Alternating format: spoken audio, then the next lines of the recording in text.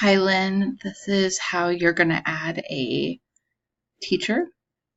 So when you log into your Google Classroom, I actually have 3 classes. Miss Ewers already added me as a co-teacher, so I can support her. I created one for Stony Point and also one for Baker Beller. So I'm going to show you by adding you to my Stony Point class. And so I would click on the class that I want to add you to. Then up here is the People button. And so you're going to click People. And then where it says Teachers, it should be you. But what you're going to want to do is add. And then here's where you will